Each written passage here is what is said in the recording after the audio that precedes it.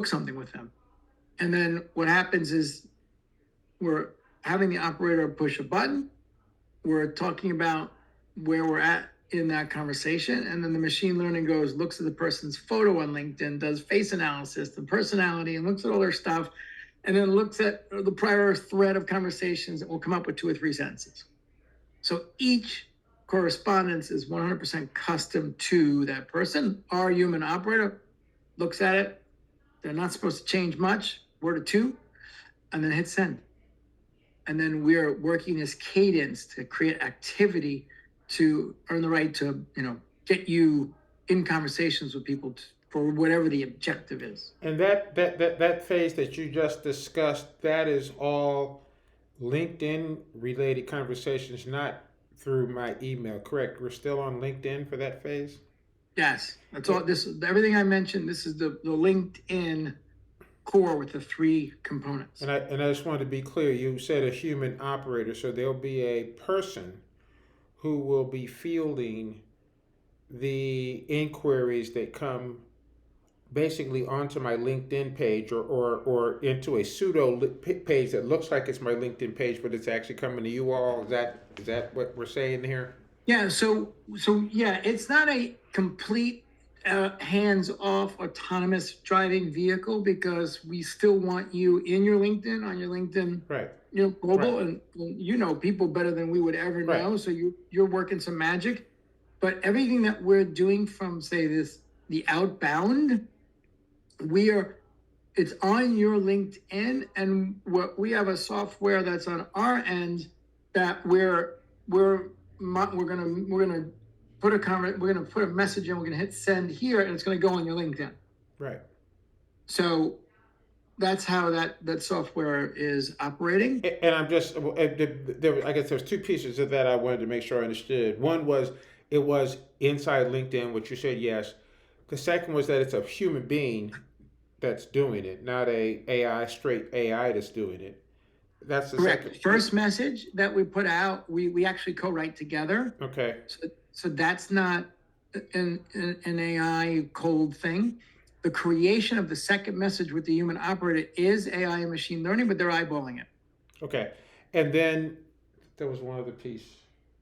Now, the comments, the writing that we're doing for you, I call it human over AI because we're going to have strategy session on ideal customer pain points, where they're stuck, go really deep, understand it. Then we can actually pull in, if you've got some video trainings or books, some of your solutions, then we have problem solution.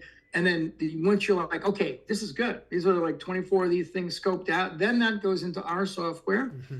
And then we spit out the output. Yeah. And then that goes to you again. That part I totally get, I think. Yeah. The creation of the posts, I think I understand that you're going to help to generate that stuff, kind of drawing upon my way of thinking, what I've done in the past, blah blah blah blah blah. And then I'll kind of have, if you will, final editorial okay on it, and then but the part I would which obviously would be 100% me, would be the videos, which is not a big deal. That I find that to be fine. To help me to understand the difference, human over AI, and I guess there's also AI over human too. What exactly does that mean? What does that mean? Okay, so straight up AI it's basically a black box. So one of the products that we're working on right now, which is my prediction, and it's a pretty outrageous prediction, but I feel very strongly about this. And I've seen, I'm an older guy, I've seen movements over time. I don't think in 36 months in the United States, there'll be a human answering any inbound phone calls. And the reason why is humans, you and me, we just want answers to our damn questions that are accurate and fast. That's what we want. So do we really care who's going to give it to us? Whether a dog barks it out or it's certainly not India, I'll tell you that. And then getting bounced around from department to department because we have this antiquated telephone systems, press 1 for Spanish and 2 for English. the technology exists today. If you start speaking in Spanish, it doesn't have to ask you, or you Right. speak in English. Right.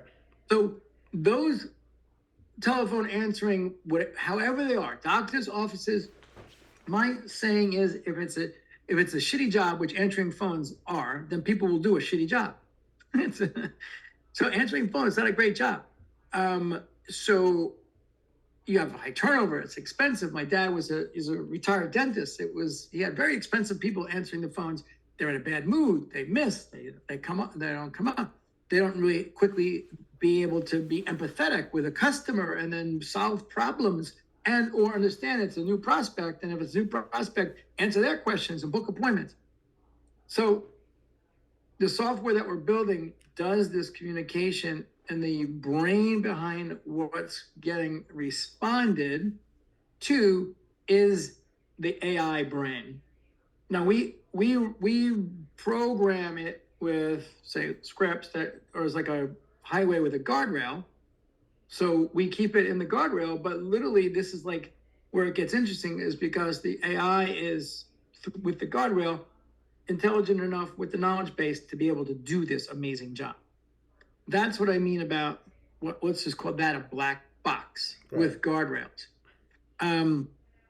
We don't deploy anything like that with LinkedIn now with our customers because we're actually utilizing the AI and machine learning system, but we're saying, okay, we're giving it the guardrails saying, okay, this conversation's here, push the button, give me something to contemplate to use this.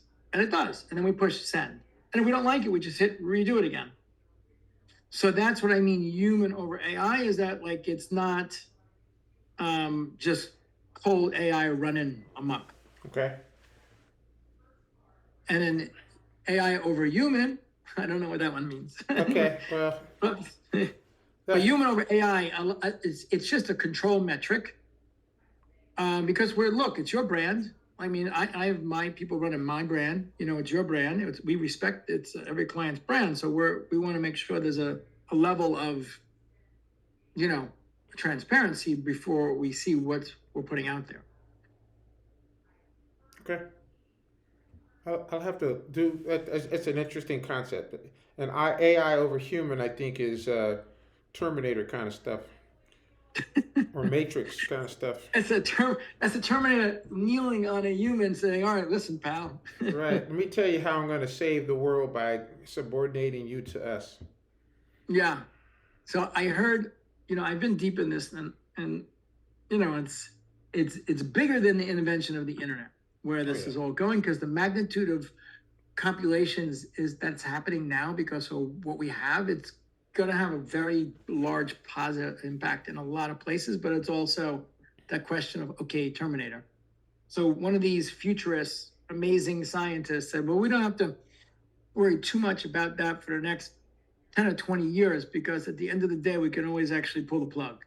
So until they learn how to generate their own power, which we can't pull the plug on them, right? You can always pull the plug, which is an interesting concept. Okay. All right. I think so. That's all the outbound. Did you finish the outbound strategy? That is the 3 pillars. Okay. That's correct. Where I want to also add something is you mentioned something about email. You have a very good memory, by the way. And as we spoke a little while ago, you remembered a lot of good stuff. The content that we put out on LinkedIn, the 24 pieces, you can literally take those 150-word posts. Instead of the headline, you just put it in the subject line, and you put the body in the email, and you also have twice a week content for your email list.